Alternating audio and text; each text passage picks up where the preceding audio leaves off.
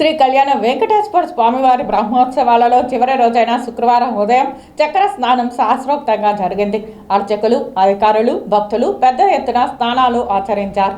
శ్రీనివాస మంగాపురం ఆలయంలో ఉదయం 6 గంటల నుండి 7 గంటల వరకు స్వామి అమ్మవార్లకు పల్లకీ ఉత్సవం నిర్వహించారు.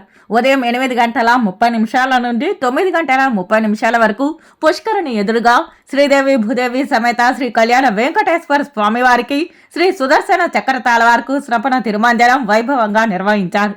అనంతరం ఉదయం 9 గంటల 45 నిమిషాలకు చక్ర స్నానం ఘనంగా జరిగింది. ముందుగా కంకణ భట్ట శేషాచార్యుల ఆధ్వర్యంలో శ్రీదేవి భూదేవి సమేత శ్రీ కళ్యాణ వెంకటేశ్వర స్వామివారికి శ్రీ సుదర్శన చక్రతాళ్వార్కు స్నపన తిరుమంజనం వైభవంగా నిర్వహించారు. అనంతరం చక్ర స్నానం జరిగింది. ఇందులో విశ్వక్సేనారాధన, పుణ్యాహవచనం, ముఖ ప్రక్షాళన, ధూపదీప నైవేద్యం, ఛత్ర చామర వ్యజన, దర్పణాది నైవేద్యం, రాజోపచారం నిర్వహించారు.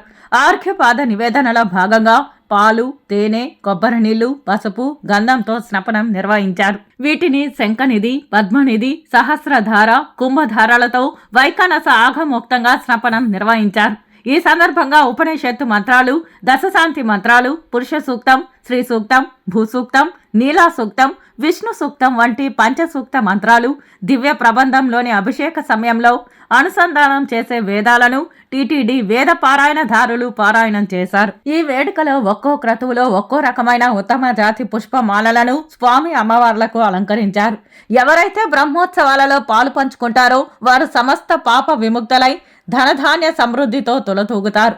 సాయంత్రం 6 గంటల నుండి 7 గంటల వరకు ధ్వజ అవరోహణంతో బ్రహ్మోత్సవాలు ముగుస్తాయి. ఈ కార్యక్రమంలో ఆలయ ప్రత్యేక శ్రేణి deputy EO Varalakshmi, AEO Gopinath, Vaikhanasa ఆగమ సలహాదారులు మోహన రంగాచార్యులు, టెంపుల్ ఇన్స్పెక్టర్ కిరణ్ కుమార్ రెడ్డి తదితరులు పాల్గొన్నారు.